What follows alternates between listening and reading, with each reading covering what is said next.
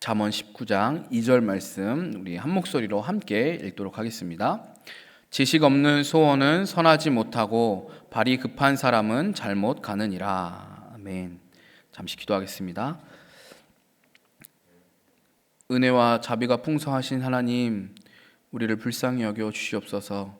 주님을 예배하는 귀한 이 주일 예배 시간, 이 자리에 하나님 이렇게 모이지 못하고, 많은 사람들이 모이지 못하고 정말 이렇게 소수의 사람들만 모여서 예배를 드릴 수밖에 없는 이 현실을 보며 참으로 마음이 안타깝고 참 슬픈 마음이 들지만, 그럼에도 우리가 이 하나님을 예배하는 자리를 포기할 수 없는 것은 하나님이 예배를 받고 찬양받으시기에 합당하신 분이시기 때문인 것을 믿습니다. 하나님, 오늘 우리에게 주시는 이 말씀을 통하여서 다시 한번 우리 자신을 돌아보며 지금 이 어려운 이 시기에 우리가 어떠한 태도로, 어떤 신앙의 자세로 살아가야 될지를 고민하게 하시고, 또 그렇게 살아갈 수 있는 힘과 능력을 허락하여 주시옵소서. 하나님, 바이러스와 싸워서 이길 뿐만 아니라 우리 안에 있는 악한 죄의 모습들, 죄의 습성들 또한 싸워서 이길 수 있게 하시고, 계속해서 주님 말씀 앞에 우리 자신을 정결하게 거룩하게 구별하여 세워갈 수 있도록 은혜를 더하여 주시옵소서. 한 말씀 가운데, 한 은혜 가운데 거할 수 있도록 은혜를 더하시고, 부족한 종에게 주님께서 은혜를 주셔서 오직 하나님의 말씀만 전하여 질 수 있도록 은혜를 더하여 주시옵소서. 모든 것을 주님께 맡기고 의지합니다. 예수님의 이름으로 기도합니다. 아멘. 네, 조심성, 위기 때 빛나는 능력이라는 제목으로 함께 말씀 나누겠습니다. 오늘 이렇게 예배 자리에 나오신, 그리고 각자 가정에 함께 모여서 예배하고 계신 우리 귀한 성도님들 한 사람 한 사람, 또 그리고 모든 가정들을 예수의 이름으로 축복하며 문안합니다. 어제 하루 종일 오늘 예배를 위해서 바쁘게 준비를 했는데요.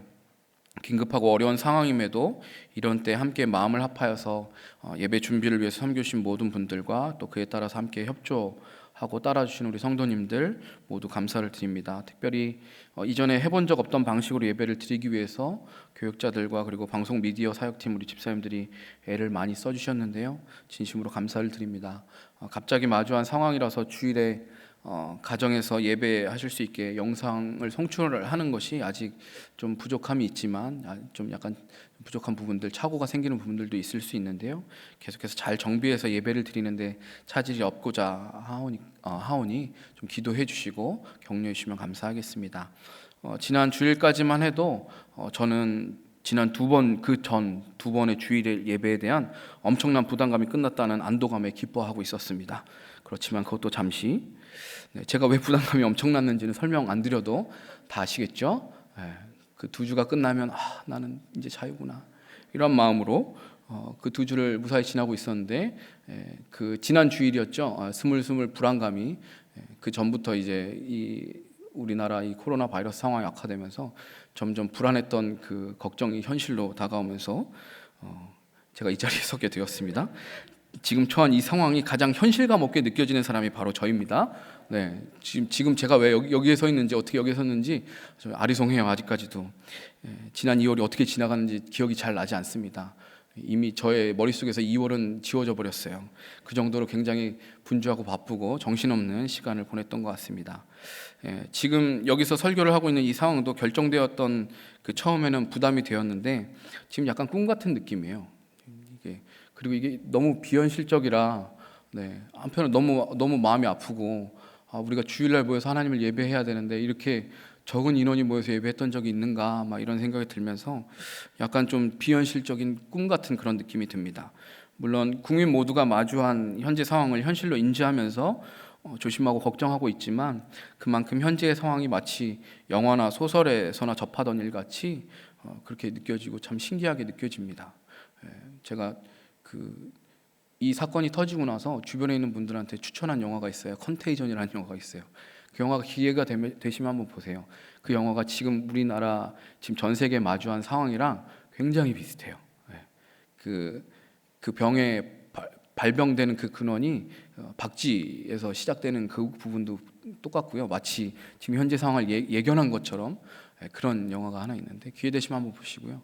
그러니까 그런 영화에서나 봤던 어떤 현상이 지금 우리 사회에서, 그리고 이 대한민국에서, 온 세계에서 일어나고 있으니까 진짜 꿈 같고 영화 같다라는 그런 생각을 하게 됩니다. 그러나 이런 일을 만나니 자연스럽게 이런저런 생각과 고민을 해보게 되었습니다. 원래 저는 평소에 뭐 고민이나 생각을 깊게 하는 사람이 아니에요.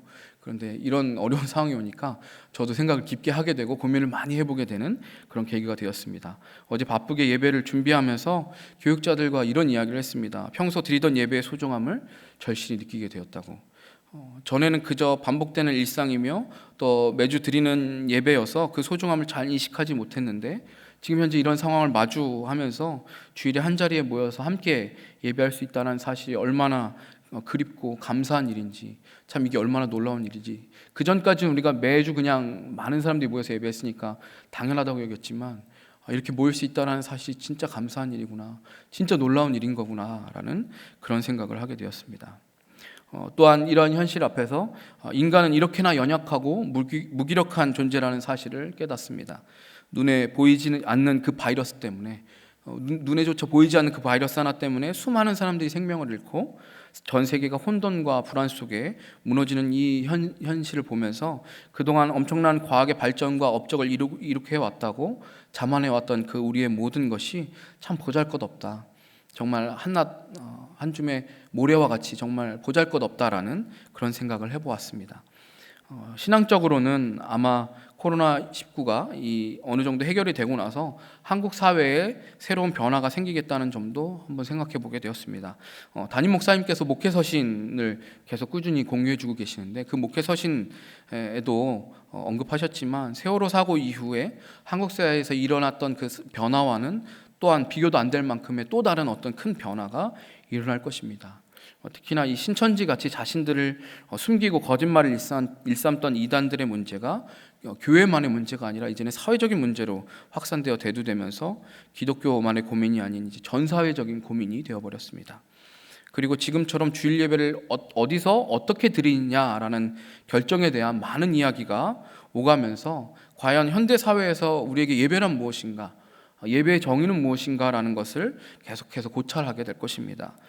예배를 축소하거나 취소하고 가정에서 인터넷과 영상 매체를 활용해서 예배 드리는 것을 각 교회들이 고민해왔고, 지난 한 주간 심각하게 고민해왔고 굉장히 신중하게 결정하면서 앞으로 이런 논의가 아마 계속될 것입니다. 이것이 끝나고 난 이후에도 계속 우리 사회 안에 무엇이 진정한 예배인가에 대한 고민들을 교회들로 하여금 하게 되는 그러한 일들로 계속 이어질 것 같습니다. 또한 저는 이번 한 주간 계속 말씀을 묵상하고 담임 목사님이 공유해 주시는 목회 서신 글들을 보면서 지금 현실 앞에 우리가 취해야 될 반응과 태도가 이 사태에 대한 책임을 묻고 원망을 대상을 찾는 것이 아니라 무조건 이 상황을 막 해결해 달라고 그렇게 기도하는 게 아니라 먼저 하나님을 찬양하고 예배하는 것이라는 것을 깊이 생각해 보게 되었습니다. 물론 우리가 처한 어려움을 하나님 앞에 호소하고 회복을 간구해야 하지만 그 이전에 여전히 하나님이 우리의 찬양과 예배를 받기에 합당한 분이시며 선하심과 인자심이 영원한 분이시기 때문에 우리는 예배를 멈출 수 없다는 사실입니다. 우리의 상황이 나아지지 않아도 우리는 하나님을 예배해야 하고, 하나님이 우리의 기도 가운데 우리가 원하는 응답을 하시지 않아도 우리는 마땅히 하나님을 예배해야 하는 것입니다. 예배 방식이나 장소만 바뀌었을 뿐이지 우리는 오늘도 내일도 우리 하나님을 마땅히 찬양하며 높여드려야 할 것입니다. 그리고 저 개인적으로는 이런 예상치 못한 극한 상황에서 저의 부족함과 한계를 마주하고 그동안 보지 못했던 것들을 보게 되면서 저의 목회적 역량을 훈련받고 배워가는 시간임을 느끼고 있습니다. 거의 한 달여를 담임 목사님을 못 만나고 있거든요. 제 인생의 사역자 생활하면서 담임 목사님을 거의 이렇게 오랜 시간 동안 뵙지 못하는 거는 처음인 것 같아요.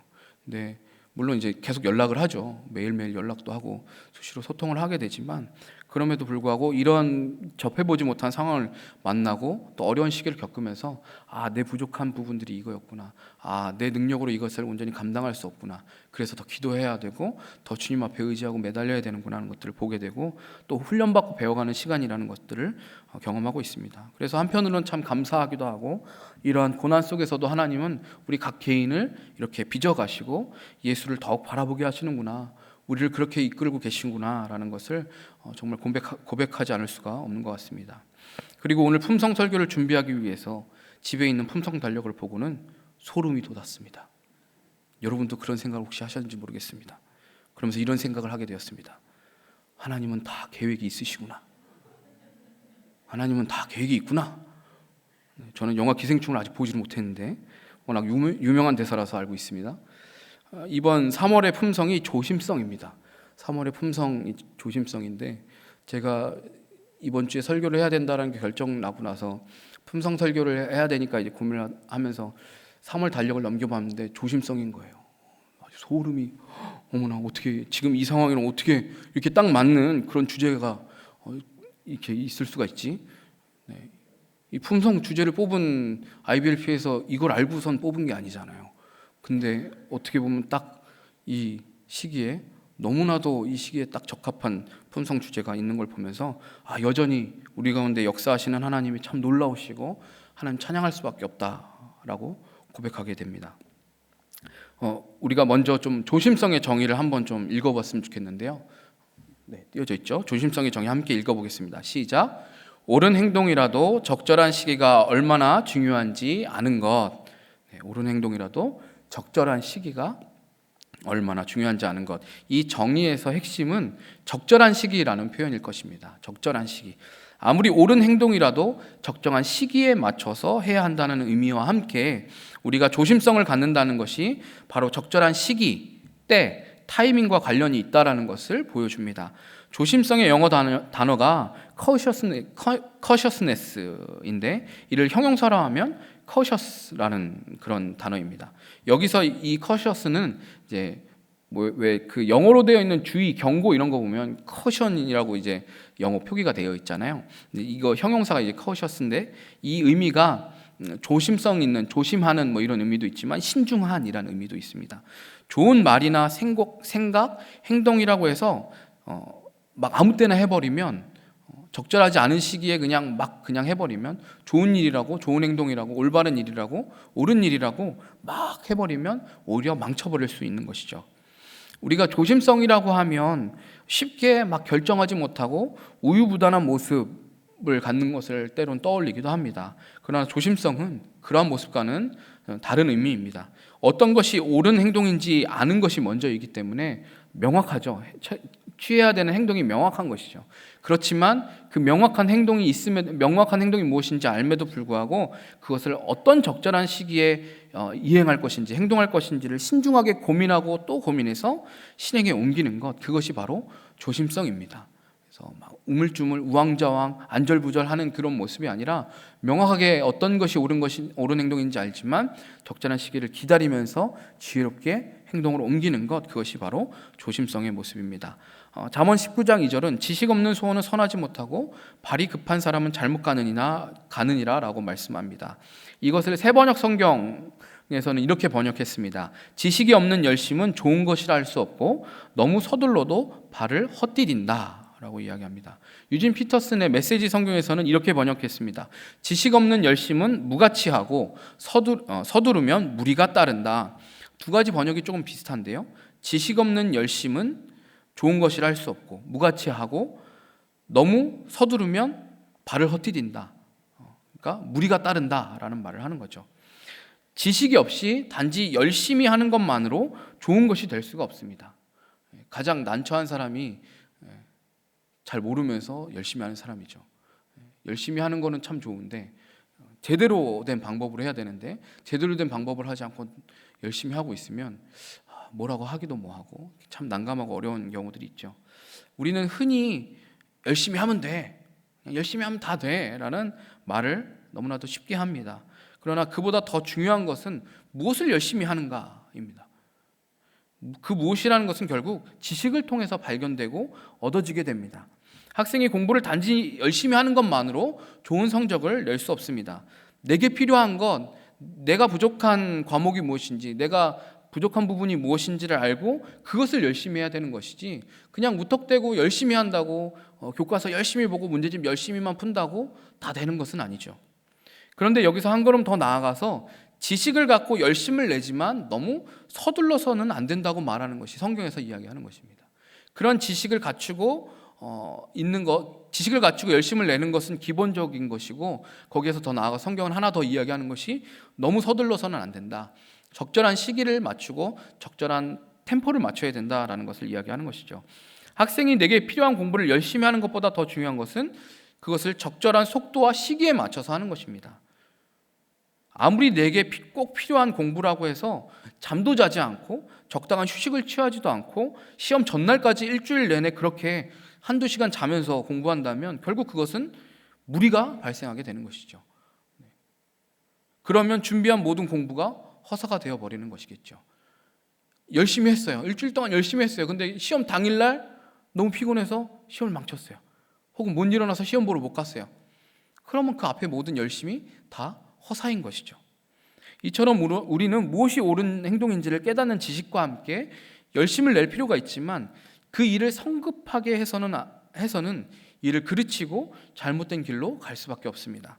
그래서 조심성은 적절한 시기와 속도, 때가 얼마나 중요한지를 알고 그것을 지혜롭게 찾아가는 것입니다.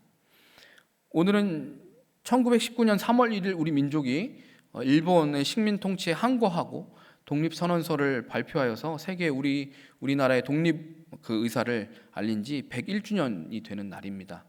그런데 이 3.1 운동은 즉흥적으로 진행된 것이 막 우연히 분위기를 타서 갑자기 지나가다 야 우리 더 이상 이렇게 살 수 없지 않아? 그러면서 막 분위기 타가지고 막 와 하자 이렇게 해가지고 된 것이 아닙니다. 오래전부터 이 나라의 독립을 위해서 투쟁하고 준비해온 독립투사들과 민족 지도자들이 굉장히 오랜 시간 고심하면서 아주 치밀하게 철저하게 준비하려고 준비해왔던 일이었습니다. 물론 그 한계가 있기 때문에 결국엔 한계에 부딪히고 이것이 계속 지속되지는 못했었지만 결국엔 이 3.1 운동의 정신이 우리나라가 독립하고 자유를 얻는 데 결정적인 아주 영향을 끼쳤다고 할 수 있죠. 옳은 일이라고 해서 아무 때나 막 진행해버린 것이 아니라 오래도록 신중하게 서로 의논하고 준비해서 이 3월 1일을 기점으로 전국에서 이 일들이 시작되었고 전국 7곳에서 그것이 시작되었고 그것이 수개월 동안 지속되었습니다. 많은 사람들이 자신의 생명을 던지면서 독립을 위해서 이렇게 자유를 외치고 그렇게 자신을 내어 던지고 또 때로는 무력으로 일제와 이제 서로 부딪히기도 하고 계속해서 저항하기도 했었죠. 어쩌면 옳은 행동이기 때문에 우리는 더욱더 조심성을 가지고 해야 하는 것입니다. 그 적절한 시기를 신중하게 생각하고 결정해야 합니다. 중요한 일이기 때문에 이것을 막 아무 때나 함부로 할 수 없잖아요. 그러니까 이걸 언제 하면 좋을까? 계속 고민해야 되는 것이죠. 성경에서 이런 조심성을 잘 보여주는 인물이 바로 에스더입니다. 품성달력에도 그 에스더의 사파가 들어가 있죠. 에스더는 유다인을 전멸시키려는 하만의 계획을 막기 위해서 자신의 목숨을 걸고 왕 앞에 나아갔습니다. 당시 고대 문화에서는 왕이 부르기 전에 먼저 왕을 찾아오는 것은 그 왕을 만약에 암살할 수도 있는 그런 가능성이 있기 때문에 그런 의심을 살 수 있는 아주 위험한 행동이었습니다. 아무리 왕비라고 할지라도 왕이 부르지도 않았는데 자기가 먼저 찾아가서 왕 좀 보자고 하는 것은 어떻게 보면 굉장한 결례이기도 하고 위험한 행동이었던 것이죠. 그러나 에스더는 담대하지만 조심스럽게 왕에게 나아갔습니다. 자기 동족 유다 민족을 살리기 위해 자신의 목숨을 거는 담대함이 있었지만 그녀가 왕에게 나아가는 시기는 아주 조심스럽게 결정하였습니다. 에스더 4장 16절에 보면 에스더는 모르드게에게 유대인들과 함께 밤낮 3일을 자신을 위해서 금식하라고 요청합니다. 모르드게가 그 내시를 통해서 에스더와 소통하면서 내가 왕비가 된 게 지금 이때를 위함이 아닌 줄 어떻게 아느냐 그러면서 이 에스더에게 왕에게 찾아가서 도움을 요청할 것을 이제 강하게 이야기를 하죠. 그래서 이 에스더가 결단을 하고 죽으면 죽으리다라고 결단을 하고 그리고 나서 모르드게에게 부탁하고 요청하는 것이 모르드게와 유다인들 모두가 3일 밤낮을 금식하고 먹지도 마시지도 말고 기도해달라고 나를 위해서 기도하라고 이야기를 하고 요청을 합니다. 그리고 자기 자신도 시녀와 함께 더불어서 금식하고 왕에게 나아가겠다고. 그 3일 동안 금식하는 그 기간 동안 여기에 그 성경에 보면 기도라는 표현이 나오지 않아요. 그렇지만 에스더가 이 3일간 금식하면서 과연 무엇을 했을까요? 금식하면서 배고파 이러고 있었을까요? 그 금식하는 기간 동안 계속해서 기도하지 않았을까요? 하나님 지혜를 주세요. 제가 어떤 방식으로 어떤 때에 왕을 만나야 할까요? 제가 어떤 방법으로 이것을 이야기해야 이것이 부작용이 일어나지 않고 지혜롭게 하만의 그 악한 계략을 무너뜨리고 우리 동족들을 살릴 수 있을까요? 그것을 끊임없이 고민하고 기도하면서 하나님 앞에 엎드리지 않았을까요? 에스더는 왕이 금규를 내밀어서 자신의 나아감을 받아주고 또 그런 에스더를 사랑스러운 눈길로 보면서 왕이 내 소원이 무엇이냐고, 이 나라의 절반이라도 주겠다고 말하는 그 왕의 말에도 자신의 생각을 바로 이야기하지 않았어요. 그러니까 왕 앞에 나아가는 시기도 굉장히 조심스러웠지만 자기가 이야기를 꺼내고 싶어 했던 그 본론도 바로 이야기하지 않았어요. 거기서 좀 뜸을 들이죠. 뜸을 들인다고 표현했지만 적절한 시기를 에스더는 지혜롭게 찾는 것이었죠. 바로 자신의 생각을 이야기하지 않았습니다. 아주 적절한 시기를 기다리면서 왕을 위한 잔치를 베풀고 거기에 왕을 초청하면서 왕께서 이 잔치에 와주십시오. 그리고 오실 때 하만을 초청해서 같이 오시면 좋겠습니다. 이렇게 초청을 하죠. 그리고 그 잔치가 한번 벌어졌는데 그 자리에서도 바로 이야기하잖아요. 또 한 번 잔치를 베풀어요. 그리고 그때에도 와주십시오. 그때에도 하만과 함께 와주십시오. 라고 한 번 더, 두 번째 잔치가 되었을 때에서야 그때 왕에게 하만의 악한 계략을 이야기합니다. 에스더는 매우 급박하고 중요한 이 문제를 아주 신중하고 조심스럽게 풀어가는 것을 볼 수 있습니다. 지금 당장 마음이 급하잖아요.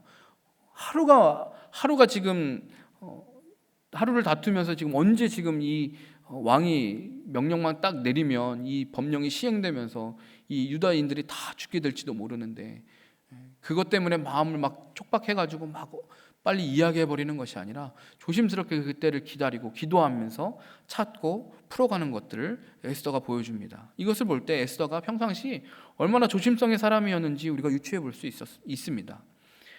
에스더는 원래 그 전에 왕후가 있었죠. 그 와스티가 있었는데 폐위가 됩니다. 그리고 나서 에스더가 새로운 왕후가 되어서 아하수에로 왕의 사랑을 받게 되죠. 그렇게 되기까지 사실은 하나님의 보이지 않는 손으로 역사를 주관하신 것이 가장 크지만 그 에스더를 키운 모르드게의 신앙에서 비롯된 지혜와 그 지혜를 배워서 삶으로 행했던 그 에스더의 지혜가 이 위기의 상황에서 빛을 발하게 된 것이죠. 그 지혜 안에 조심성이 포함되어 있는 것입니다. 평상시에도 자기 자신을 항상 조심하며 적절한 시기를 잘 분별할 수 있는 그 지혜가 있는 것, 그 조심성의 성품이 에스더에게 있었기 때문인 것이죠. 조심성은 평소에는 그 진가가 잘 드러나지 않습니다. 에스더가 유다인이라는 그 이방인임에도 왕으로 뽑힌 것은 그녀가 단지 용모가 곱고 아리따워서만이 아닙니다. 성경에 보면 그녀는 왕으로 뽑히는 과정을 거칠 때 모르드게의 말에 순종하여서 자기의 민족과 종족을 밝히지 않아요. 에스더 2장에 보면 그 표현이 두 번이나 나와요. 10절하고 20절에 보면 에스더가 모르드게의 말에 따라서 순종해서 자기가 유다인이라는 것을 밝히지 않는다고, 이야기하지 않았다고 기록하고 있습니다. 두 번이나 이렇게 이야기하는 것은 굉장히 의도적으로 저자가 이야기하는 거죠. 이 목적이 있는 거예요. 이 식민지에 살아가는 이게 거짓말을 하고 숨기는 것이 아니라 당시 식민지 백성으로 지배를 당하던 자로서 굉장히 천하게 여김 받을 수 있거든요. 무시당할 수 있고 선입견이 생길 수 있거든요. 그러니까 그것을 최소화하는 거예요. 그것을 죄를 저지른 차원이 아니니까 그것을 굳이 밝히지 않고 이야기하지 않고 그 선입견이 생기지 않도록 미리 지혜롭게 조심하고 방어를 하는 것이죠. 평소 에스더가 갖고 있던 조심성의 품성은 이렇게 나중에는 결정적인 순간에 빛을 발하면서 진가를 드러나게 되는 것이죠. 결국 그래서 에스더가 왕위에 오를 수 있고 그 왕후의 자리에서 결정적인 순간에 왕에게 찾아가고 왕을 설득해서 왕에게 이야기해서 유다 백성들을 구원하게 되는 일들을 하게 되는 것입니다. 작은 것 같지만 이 조심성의 품성은 결정적인 순간에 그 진가가 그 능력이 발휘되게 되어 있습니다. 그래서 이런 에스더의 모습을 보면서 우리는 조심성의 품성을 어떻게 빚어갈 것인가 생각해 보고자 합니다. 첫 번째는 옳은 행동을 하기 위해서 항상 말씀의 지식을 쌓으십시오. 옳은 행동을 하기 위해 항상 말씀의 지식을 쌓으셔야 합니다. 우리가 읽었던 잠언 19장 2절 말씀처럼 지식 없는 소원은 선하지 못하다고 말씀하셨죠. 사람은 중요한 순간, 위기의 순간을 만나면 자신이 아는 대로 행동하게 되어 있어요. 그 전까지 자기가 해왔던 행동의 습관대로, 그 패턴대로 자기가 알고 있는 그 한계 안에서만 행동할 수밖에 없습니다. 자신이 아는 만큼 행동하게 되어 있습니다. 가장 익숙하고 확실한 방법으로 행동할 수밖에 없는 게 인간의 본성입니다. 그래서 중요한 것일수록 평상시에 익숙하게끔 많이 접하고 반복해서 익혀두는 것이 굉장히 중요합니다. 가장 대표적인 것이 안전에 관한 것인데, 화재 사고에 대비해서 항상 가스 밸브를 잠그는 그런 습관, 소화기를 사용하는 방법을 터득해 놓는 것, 소화기를 어떻게 쓰는지 이것을 익혀 놓는 것, 이거 학교에서도 막 아이들 교육도 하잖아요. 화재 사고 시에 가장 먼저 무엇을 해야 되는지에 대한 어떤 그런 지식, 그런 교육을 하는 것, 이것을 계속해서 반복해서 익히는 것이 중요합니다. 이게 평소에 할 때는 예비군 훈련 가면 심폐소생술 막 이런 거 교육하거든요. 배울 때는 귀찮아, 이거 배우면 써먹을 일도 없는데 이거 뭐 이렇게 생각하고 배워요. 근데 막상 그러한 결정적인 순간, 지나가다가 누군가가 심정지로 쓰러져 있어요. 그럼 그 사람을 살려야 되잖아요. 근데 그때 내가 집중해서 배우고 기억해놨던 사람은 그 상황에 당황하지 않고 재빠르게 대처할 수 있는 것이죠. 그 결정적인 상황에 그 한 생명을 살릴 때 사용하기 위해서 평상시에 이런 것들을 배워놓는 것이죠. 지나가다가 불이 난 걸 봤을 때 가장 먼저 뭘 해야 되죠? 119에 신고해야 되잖아요. 이런 것들을 평상시에 익혀두고 배워놔야 그런 위기 상황, 결정적인 상황이 왔을 때 즉각적으로 반응해서 행동할 수 있는 것입니다. 현재 우리나라가 외신들에게 인정받는 부분은 평상시 이런 질병 위기 상황에 대한 대처와 전반적인 의료 시스템이 잘 갖춰져 있는 부분입니다. 그래서 기사를 보시면 알겠지만 그런 기사들이 많이 나와요. 외신에서 한국 사회가 이런 부분들이 진짜 준비가 잘 돼 있구나, 의료 시스템이 정말 잘 갖춰져 있구나.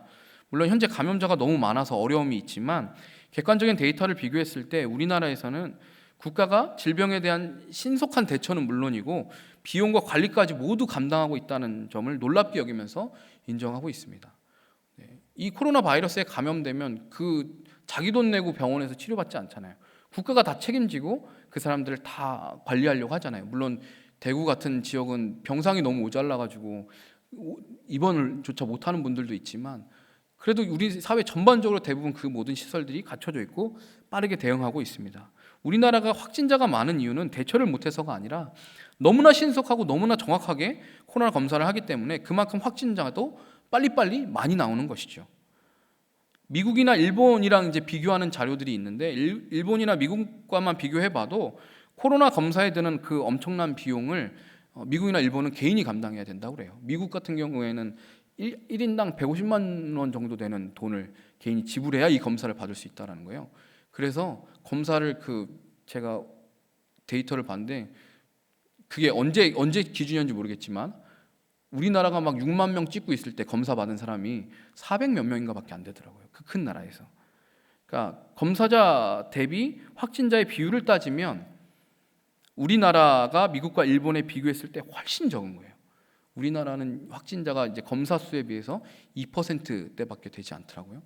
근데 다른 나라들은 그에 비하면 아주 훨씬 많은 퍼센테이지를 차지하고 있죠. 그래서 가까운 일본만 해도 검사한 사람도 적고 확진자도 우리보다 더 많고 그런 상황입니다. 이렇게 할 수 있는 것은 평소 우리나라의 의료 시스템과 지금과 같은 질병 재난과 같은 상황에 잘 준비하고 필요한 자원과 능력을 잘 쌓아왔기 때문인 거죠. 어찌 보면 과거에 세월호 사고와 같은 이런 일들이 있으니까 그에 대한 어떤 경각심을 가지고 잘 준비해왔던 것들도 어느 정도 영향이 있을 것 같습니다. 물론 잘 갖춘 것을 지혜롭게 잘 사용하고 그리고 분배하는 리더십이나 순발력도 중요하지만 평소에 이런 조심성의 품성을 가지고 기반을 잘 닦아놓지 않고서는 사실은 불가능한 일인 것이죠. 농구 선수는 평소에 슛 연습을 하루에 수천 개씩, 수만 개씩 연습해야지 실전에 섰을 때 슛을 할 수 있는 거죠. 어떤 상황에서든 앞에서 수비수가 가로막고 방해를 해도 그 앞에서 슛을 해야 그 감각 그대로 슛을 해서 골을 넣을 수 있습니다. 축구 선수도 패스와 슈팅 훈련을 하루에도 몇 시간씩 계속 꾸준히 매일매일 해야 정말 경기에서 실전에 섰을 때 태클이 들어오고 수비수의 방해가 들어오는 그 상황에서도 내가 몸에 익혔던 그 감각 그대로 결정적인 상황에 골대를 향해서 슛을 날릴 수가 있습니다. 야구 선수도 마찬가지죠. 매일 공을 던지고 배팅을 하는 연습을 꾸준하게 해야 진짜 실제 경기에서 내가 상대편을 만났을 때 내가 내 실력을 제대로 발휘할 수 있습니다. 이것처럼 우리 그리스도인들은 평소 하나님의 말씀을 배우고 묵상하고 아는 지식을 쌓아가는 훈련을 해야 되는 것입니다. 말씀을 계속 반복해서 익히고 암송하고 배우고 함으로 해서 이 말씀이 우리에게 익숙해져야 되는 것이죠. 그래서 이 말씀이 하나님의 말씀이 어떠한 상황에서든지 떠오를 수 있고 그 말씀을 암송할 수 있고 해야 우리가 이런 어려운 상황을 만났을 때, 결정적인 상황을 만났을 때 그것을 지혜롭게 극복할 수 있는 것입니다. 말씀의 지식을 쌓는 훈련을 하면 이런 위기의 순간을 만났을 때 정말 본능처럼, 아주 본능적인 반응으로 내가 어떻게 행동해야 하는 것이 옳은 것인지가 계산이 되는 거죠. 머릿속에 그려지고 그것이 내 행동으로 나올 수 있는 것입니다. 평소 말씀 암송을 꾸준히 열심히 해온 분들은 아마 경험해 보셨겠지만, 내가 힘들고 어려울 때 내가 전에 암송했던 말씀이 한 번씩 떠오르곤 합니다. 내가 오래전에 암송했던 그 말씀이 내가 힘든 이때 갑자기 생각나요.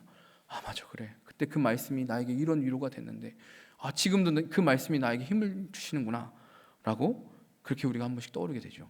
저만 그런가요? 그런 경험이 없으신 것처럼 쳐다보시는데, 말씀 암송들 많이 하시잖아요. 네, 뭐 말씀 암송 한 109절씩 하시죠. 다 기본으로 하시는 걸로 알고 있는데, 네, 그래서 어려운 때마다 말씀이 팍팍팍 떠오르면서, 그래, 이 상황에서는 이 말씀이 생각나야지, 이렇게 할 수 있어야지 되는 것이죠. 저는 요즘에 이제 하박국 3장 17절 18절 말씀이 생각났어요. 비록 무화과 나무가 무성하지 못하며 포도나무에 열매가 없으며 감람나무에 소출이 없으며 밭에 먹을 것이 없으며 우리의 양이 없으며 외양간에 소가 없을지라도 나는 여호와로 말미암아 즐거워하며 나의 구원의 하나님으로 말미암아 기뻐하리로다. 아무것도 기뻐할 것이 없는 지금 현재 우리의 상황을 마주하면서 이 하박국 선지자가 노래하는 이 노래가 우리의 고백이 되었으면 좋겠다라는 그 마음으로 이 말씀이 생각나더라고요.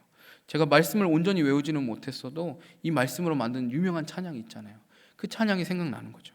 그걸 기억한다면 우리는 지금처럼 이 말씀 구절을 생각하면서 감사하고 기뻐할 것이 없는 상황에서도 말씀을 통해서 우리가 어떤 믿음의 반응, 어떤 신앙적으로 올바른 반응을 해야 되는지를 분별할 수 있는 거죠.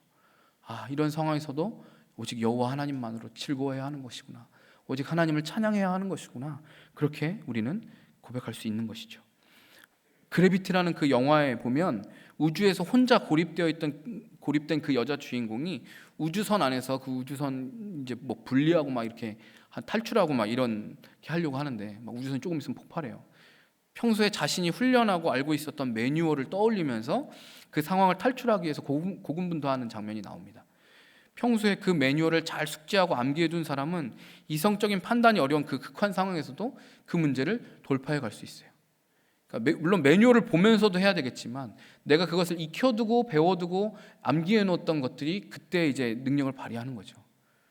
사실 이 긴급한 상황을 맞이하면 이성적인 사고를 하기가 힘들잖아요.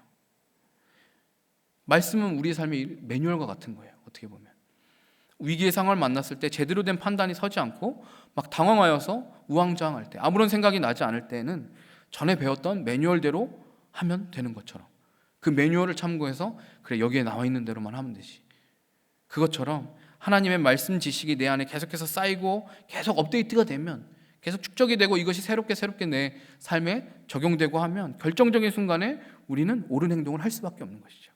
그 말씀의 지식에 따라서 말씀이 이야기하시는 대로, 가리키는 그 방향대로, 말씀이 알려주는 그 시기에 행동하고 움직이게 되어 있는 것이죠.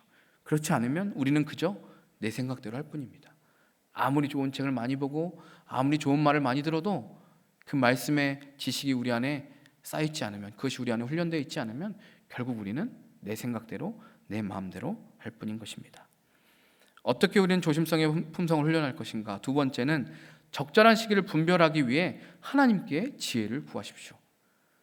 적절한 시기를 분별하기 위해 하나님께 지혜를 구하시는 것입니다.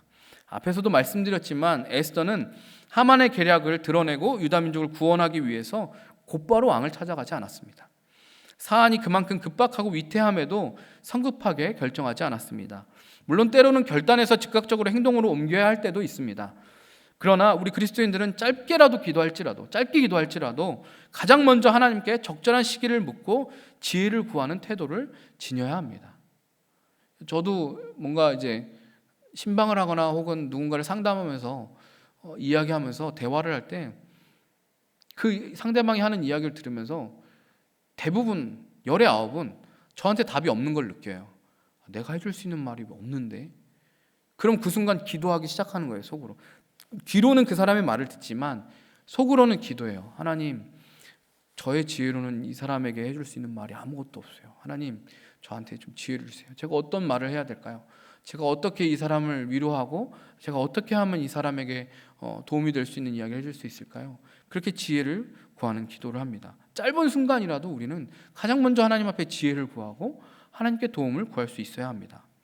아무리 우리가 과학적으로 막 계산해보고 온갖 지혜로 예측해도 항상 예외의 상황은 발생하게 되어 있습니다. 이번 코로나19에 대한 대처를 처음에는 우리나라가 잘 했지만 급속도로 악화된 결정적인 원인은 전혀 생각지도 못한 곳에서 터졌죠. 신천지 신도 31번 그 확진자를 통해서 감염이 이렇게 급속도로 확산이 될지 누가 알았겠습니까? 그걸 누가 예상을 했겠어요? 우리는 항상 어떤 일과 행동 앞에서도 하나님께 지혜를 구해야 되는 것입니다. 우리가 나름대로 노력하여서 최선을 다해서 생각해야 하지만, 준비해야 되지만, 당연히 어떤 상황이 오든지 간에 준비되어 있는 것이 맞죠. 그거는 당연한 것이고 그건 기본인 것이고, 그리고 우리는 하나님 앞에 지혜를 구해야 되는 것이죠. 언제 이것을 행동으로 옮길 것인지, 어떻게 할 것인지 항상 하나님의 손에 맡기고 지혜를 구하면서 나아가야 합니다. 재작년에 제가 교회에서 성도님들과 함께 중국의 비전 트립을 갔을 때 백두산을 오르면서 이것을 절실하게 느꼈습니다. 백두산에 가기 하루 전만 해도 계속 비는 오고, 그래서 안내해 주시는 가이드 해주시는 분이 내일 못 올라갈 수 있다고 막 그런 이야기를 해주셨어요. 그리고 그게 너무나 흔한 일이라고. 그러니까 백두산 천지를 아주 깨끗한 날씨에 맑은 하늘 아래서 볼 수 있는 거는 굉장히 1년에 며칠 되지 않는다고 그런 이야기를 들었어요. 그래서 사실 기대를 막 크게 하진 않았거든요. 근데 막상 비가 오니까 너무 실망인 거예요. 그래도 여기까지 왔는데 그래도 기왕이면 백두산 천지도 좀 보고 했으면 좋겠는데, 조금 흐려도 좀 어떻게 보면 좋겠는데 흐린 것도 아니고 비가 와버리니까 이거는 너무 참 안타깝더라고요. 그렇지만 그날 저녁 우리 같이 갔던 우리 비전 트립 팀이 항상 하던 대로 모여서 같이 기도하고 은혜를 구했습니다. 그리고 그 다음날 우리는 전혀 예상하지도 못했던 아름다운 백두산 천지를 봤어요. 우리를 안내해 주신 가이드 분도, 그분은 믿지 않는 분이니까 이런 표현을 하셨어요. 당신들 전생에 나라를 구했냐고. 이런 날씨에, 이렇게 좋은 날씨에 백두산 오른 사람 당신들 진짜 복 받은 사람들이라고 그런 이야기를 했어요. 그걸 물론 우리가 기도해서 날씨가 확 바뀐 게 아니겠죠. 하나님이 은혜의 자리에 우리가 간 것일 뿐인 거죠. 우리가 그래서 경험한 것인데, 우리가 그 자리로 가기까지 우리가 하나님 앞에 묻고 구하고 하나님 앞에 엎드렸던 그 시간이 분명히 중요한 역할을 했다라는 것입니다. 비록 우리가 날씨 앞에 할 수 있는 것은 그저 기도한 것밖에 없었지만 하나님은 당신의 지혜로 우리에게 가장 선한 것을 허락하셨습니다. 위기의 상황이나 난관에 부딪힐 때 삶의 자리에서 우리가 무언가를 행하기 전에 항상 하나님께 지혜를 구하고 적절한 시기를 찾는다면 우리의 한계를 뛰어넘어 역사하시는 하나님의 지혜가 놀랍게 우리의 삶 가운데 이루어질 줄로 믿습니다. 어떻게 하면 조심성의 품성을 훈련할 것인가? 마지막 세 번째는 공동체와 권위자의 조언을 구하십시오. 타인의 조언을 구하시는 것입니다. 공동체와 권위자의 조언을 구하십시오. 가장 기본적으로 평소 우리에게 주시는 말씀의 지식이 축적된 것을 통해서 하나님은 우리가 옳은 행동을 적절한 시기에 할 수 있게끔 준비시키십니다. 또한 하나님 앞에 지혜를 구하게 하셔서 그 적절한 시기를 잘 맞춰갈 수 있게 하십니다. 그러나 때로는 그럼에도 불구하고 우리의 무지함과 어리석음으로 그것을 분별하기 어렵거나 헷갈리는 경우들이 있습니다. 그때 하나님께서는 우리에게 붙여주신 사람들을 통해서 말씀하시고 지혜를 주십니다. 하나님의 말씀으로만 우리에게 이야기하시는 것이 아니라 공동체와 내 주변에 있는 사람들, 나의 권위자를 통해서 하나님은 이야기하십니다. 가장 기본은 말씀이지만 하나님은 공동체와 권위자, 함께 믿음의 길을 가는 사람들을 통해서 때로는 말씀하십니다.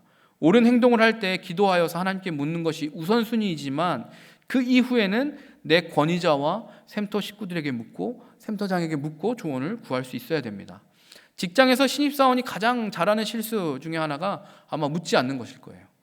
아무리 내가 생각하기에 별 문제가 없고 이거 하면 칭찬받겠지, 이거 하면 인정받겠지 하는 일이라도 회사의 입장과 상황에 따라서 오히려 그게 해가 되는 경우들도 있습니다. 그렇기 때문에 항상 내 직장 상사에게 확인을 받고 승인을 받아서 어떤 프로젝트를 진행하는 것이죠. 이렇게 해도 될까요? 그래서 상사가 항상 이거는 이렇게 좀 수정해서 해봐. 이거는 좀 지금 이 시기는 적절하지 않은 것 같아. 다음번으로 미루자. 그래 잘했어. 이거는 지금 시행하면 좋을 것 같아. 항상 그렇게 물어보고 다른 사람의 조언에 귀 기울일 수 있어야 되는 것이죠. 그래서 저도 담임 목사님한테 항상 맨날 물어보거든요. 너무 당연한 것도 물어봐서 때로는 이런 것도 물어봐야 되나? 라는 생각이 드는데 안 물어보는 것보다 물어보는 게 낫거든요. 안 물어보고 하면 내 책임. 물어보고 했는데 잘 안 됐어요. 그러면 이제 허락해준 사람 책임. 농담으로 이야기한 거고요. 어쨌든 나보다 훨씬 더 많은 경험과 지혜가 있는 누군가에게, 그리고 나 혼자만의 생각에 갇혀서 보지 못하는 부분을 다른 사람이 보는 그 시각을 통해서 발견하고 깨닫고, 내가 보지 못했던 부분이 있구나, 이렇게 하면 더 좋은 방법이 있었구나 라는 것들을 발견하게 되는 것이죠. 지금의 코로나19의 위기가 커지게 된 핵심 이유가 바로 다른 사람의 권유나 충고를 귀담아 듣지 않고 자기 마음대로 행동했던 어떤 한 사람 때문인 거잖아요. 검사를 받으라고 권유를 했는데도 검사를 받지 않고 자기 마음대로 행동한 것이죠. 우리는 자기의 행동이 옳은 행동이라고 믿을수록 자꾸 남의 말을 듣지 않으려고 해요. 내가 생각하기에 이게 옳은 행동이라고 생각할수록 사실은 그게 진짜 옳은 행동인 거 우리는 생각해 봐야 되는 거예요. 이게 내 생각에 갇혀서 내가 이게 옳다라고, 이게 성경에서 말하는 진리가 아닌 내가 생각하는 진리라고 착각하고 있는 건 아닐까? 우리는 자꾸 의심해보고 고민해 봐야 되는 것입니다. 그게 강할수록 우리는 남의 말을 듣지 않거든요. 다른 사람에게 물어도 내 안에 가지고 있는 답을 동의해주고 강화해줄 사람만 찾는 거죠. 정말 객관적으로 내 생각과 판단에 대해서 봐줄 수 있는 사람의 말은 들으려고 하지 않아요. 우리는 오히려 그런 사람에게 찾아가서 물어봐야 되는 거죠. 오늘 아마도 수많은 교회들이 예배당에서 모이지 못하고 각 가정에서 영상을 활용한 가정 예배를 드릴 것입니다. 예배 모임을 최소화하고 아예 모이지 않는 교회들도 있을 것입니다. 저는 지금 대처하고 있는 한국 교회들의 이런 모습이 시사하는 바가 크다고 생각합니다. 물론 진리에 대해서 우리는 절대 타협할 수 없고 양보할 수 없습니다. 예배를 멈출 수 없습니다. 예배는 우리가 포기할 수 없는 것이죠. 그러나 우리는 교회 밖 주변의 소리를 들을 필요가 있습니다. 무조건 그 소리를 수용하라는 게 아니라, 그 사람들이 말하는 그대로 우리가 따라야 된다는 것이 아니라, 왜 그런 소리가 들리는지, 왜 교회 밖에서 교회를 향한 불편한 소리를 하는지를 듣고 우리가 반성해야 될 것들은 반성하고 또한 고쳐야 할 것들은 고쳐야 하는 것입니다. 국가적인 위기의 상황에서 교회가 교회 밖의 다른 국민들과 국가의 말에 귀 기울이고 협조하면서 우리가 지켜야 할 신앙의 자리를 지키는 것, 이것이 참 중요한 시기입니다. 그래서 많은 교회들이 그런 결정을 내리고 예배를 축소하지만 예배를 포기하지 않고 예배 가정에서 각자의 자리에서 예배할 수 있게끔 최대한으로 그것을 대비하고 준비하고, 이 일주일의 시간 동안 많은 교회들이 그렇게 하는 것을 보면서 참 감사하기도 하고 참 다행이다라는 생각도 하게 되었습니다. 이 문제에 대해 많은 고민과 조언들을 교단에서나 혹은 그 교단 산하에 있는 신학교의 교수님들이 막 전달하고 계세요. 우리가 어떻게 예배하는 것이 맞는가에 대한 조언들을 계속해서 이야기하고 계시고, 또 우리가 그런 것들을 듣고 또 깊이 고민하면서 우리가 드리는 예배란 무엇인지에 대해서까지 계속 고민할 수 있게 되길 바랍니다. 그래서 그냥 이 자리를 모면하고 끝나는 게 다가 아니라 이후에도 우리는 계속해서 그래, 그 시기에 예배했던 이 자리, 그리고 진짜 예배란 무엇일까? 진짜 참된 예배가 무엇일까? 이런 고민들이 계속 우리 안에 있어야 하겠습니다. 뿐만 아니라 내 삶의 다양한 문제와 고민들 앞에 우리는 계속해서 하나님의 지혜와 더불어 공동체와 나의 권위자의 조언을 구할 줄 아는 겸손함이 필요합니다. 내가 못 보는 것들을 분명히 볼 수 있어요. 나보다 많은 경험을 가진 사람들이 분명히 존재하고 있어요. 그리고 나와 함께 일하는 그 사람들도 내가 놓치고 있는 부분들을 봐줄 수 있는 것이 있어요. 그래서 같이 점검하고 같이 확인해주고 같이 조언해주고 그러면서 격려하고 세워주고 할 수 있게 되길 바랍니다. 특히나 지금과 같은 온갖 여러 가지 말들이 오고 가는 이 시대에 우리가 잘 분별해서 걸러서 들을 수 있는 지혜가 있어야 됩니다. 가장 먼저 하나님 앞에 지혜를 구하고 들어야 되고, 우리 믿음의 공동체 안에 서로에게 귀 기울이는 것. 그렇다고 해서 또 너무 여러 가지 이야기들을 막 다 무분별하게 수용하는 것도 조심하고 지양해야 할 것입니다. 제가 접한 이번 코로나 바이러스 관련된 어떤 이야기들 있잖아요. 이렇게 하면 뭐 코로나 바이러스가 뭐 사라진다, 뭐 이런 정보들 열의 9은 다 가짜더라고요. 그렇게 왜곡되고 거짓된 뉴스들이 자꾸 의도치 않게 생성되거든요. 대구에서 좋은 의도로 그 통장님 그 마스크 나눠주고 계시는 분 사진 올라가지고 신천지라고 막 이렇게 올라오고, 뉴스에 보니까 뉴스에서 그거 다 가짜라고 다 이야기해 주더라고요. 그런 거짓된 것들을 너무 무분별하게 우리가 수용해서는 안 되겠지만 우리가 그런 것들은 잘 분별하고 우리가 공동체와 권위자, 그러니까 신뢰할 수 있는 권위자의 말에는 귀 기울일 수 있어야 되는 거예요.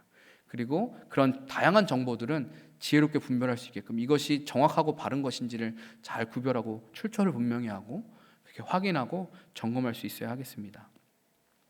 사랑하는 여러분, 저희 할머니는 제가 어릴 때부터 성인이 되었을 때까지 항상 제가 밖에 나갔다 집에 들어오면 이렇게 말씀하셨습니다. 밖에 나갔다 오면 항상 손발 깨끗하게 씻고 세수까지 해라. 맨날 이 얘기를 했어요. 매일매일. 제가 다 커서도 들어오면 손발부터 씻고, 거의 레파토리예요. 무슨 저기 라디오 테이프 틀어놓는 것처럼 계속 이 얘기가 들어오면 반복이에요. 근데 우리 어르신들이 그런 말씀 많이 하시잖아요.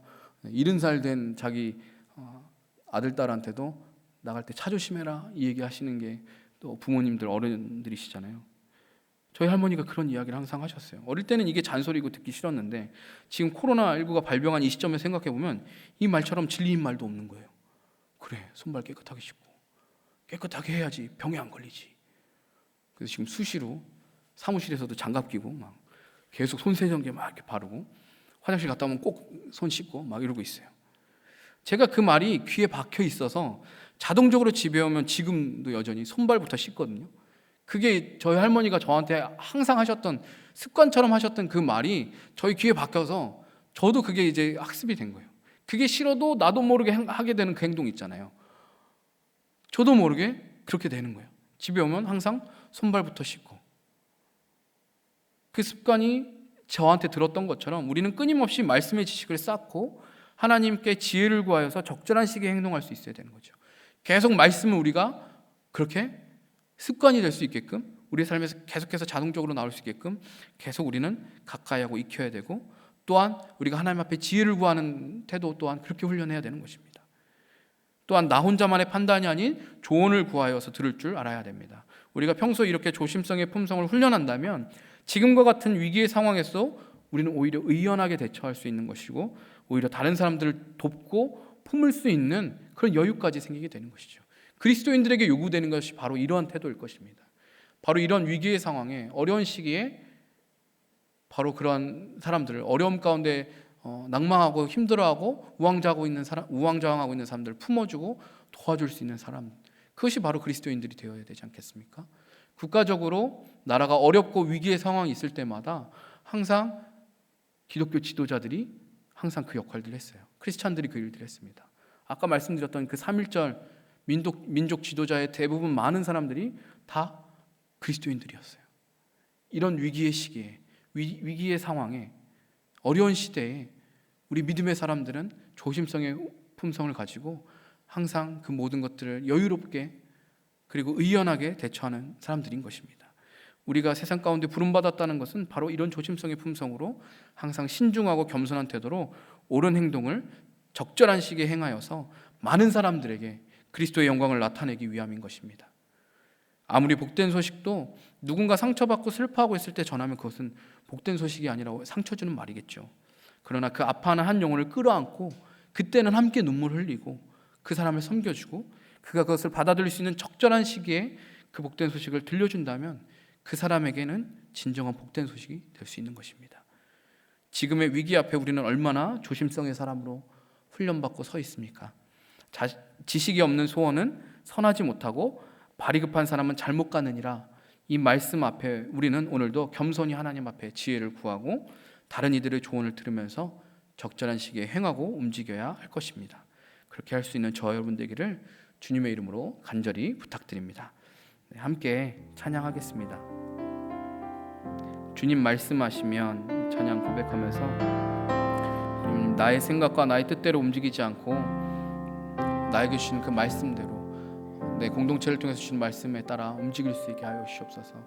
내 지혜, 내 생각 의지하지 않고 하나님이 주시는 그 지혜로 움직이게 해달라고 우리 함께 이 찬양 고백하겠습니다.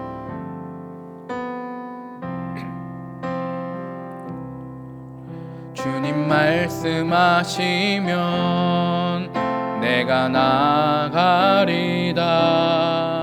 주님 주님 뜻이 아니면 내가 멈춰서리다. 나의 가고 서는 것 주님 뜻에 있으니 오 주님 나를 이끄소서. 한 번 더 주님 말씀하시면 주님 말씀하시면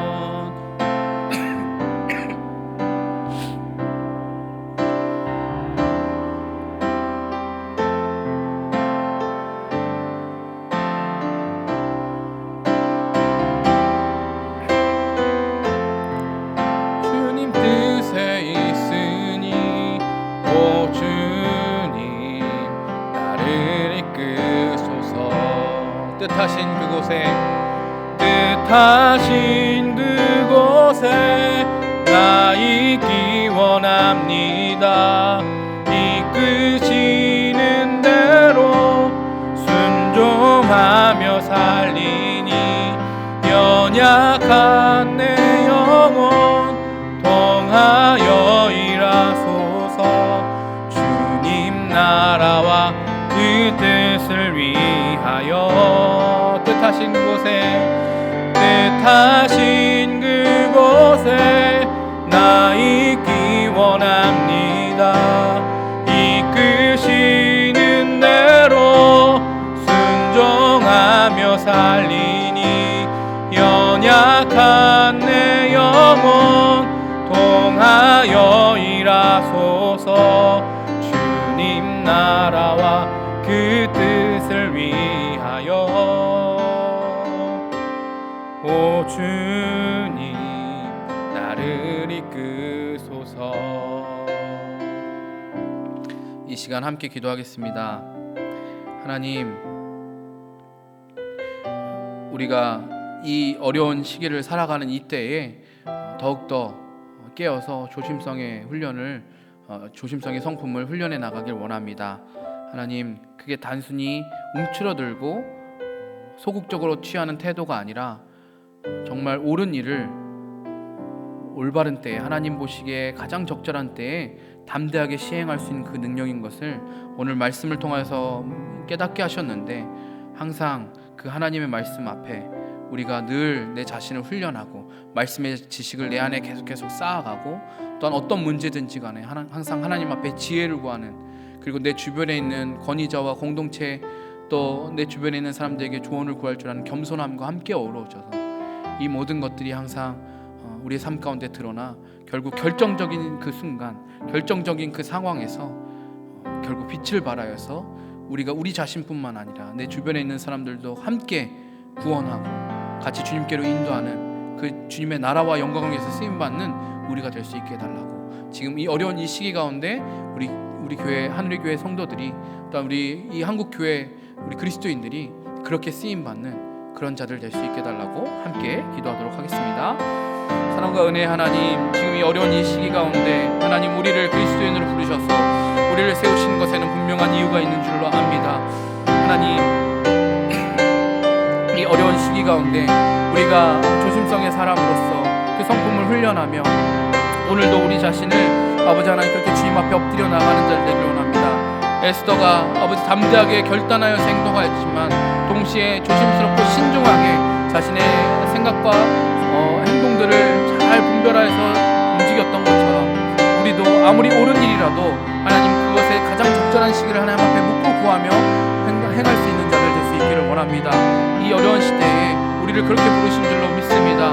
하나님, 많은 이들이 지금 두려워하며 떨며 방황하며 우왕좌왕하고 있는 상황 가운데 믿음의 눈을 들어서 그렇게 의연하게 대처하며 주님이 주신 말씀 그대로 갈 수 있도록 하나님 그것에 순종하며 따라갈 수 있는 자들 되게 하여 주옵소서. 그 말씀이 항상 우리 안에 축적되게 하시고 훈련되게 하시고 하나님 그것이 우리에게 익숙하게 잘 훈련되어서 하나님 우리가 어려운 일을 만났을 때는 적절한 시기를 하나님 앞에 구하고 물으며 또 내 주변에 있는 사람들에게 조언을 구하는 겸손함과 함께 이것이 어우러져서 하나님 정말 결정적인 순간에 사람을 살리고 영혼을 구하는 일에 우리가 쓰임받을 수 있게 하여 주시길 원합니다. 귀한 우리 하늘교회 성도들 모든 사람들 한 사람 한 사람이 또한 이 대한민국 교회, 조국교회에 있는 많은 교회 우리 성도들이 이 세상에서 그렇게 아버지 귀하게 섬길 수 있는 믿음의 사람들을 쓰임받을 수 있도록 주님 우리를 사용하시고 은혜를 더하여 주시옵소서.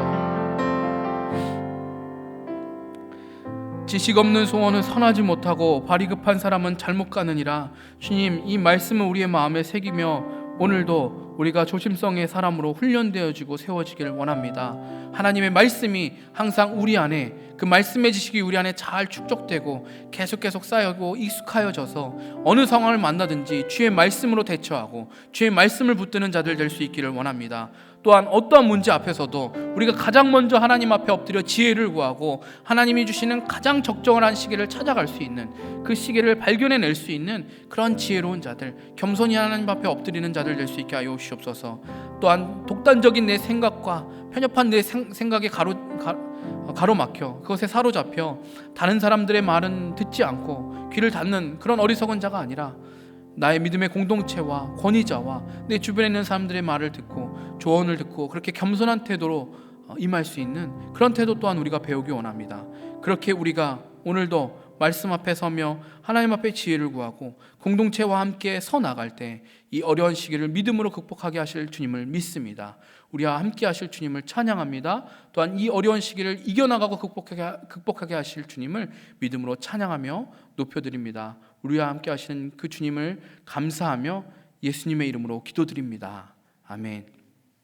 이제는 우리 주 예수 그리스도의 은혜와 하나님 아버지의 놀랍고 크신 사랑과 성령 하나님의 위로교통 충만하심이 위기의 순간에 그 빛을 발하는 조심성의 성품을 훈련하며 그렇게 아름다운 믿음의 사람들로 세워져 가기를 결단하는 사랑하는 하늘의 교회 성도들, 공동체 식구들 머리머리 위에, 그리고 또한 이 대한민국과 조국 교회 위에 이제로부터 영원토록 함께 있을지어다. 아멘.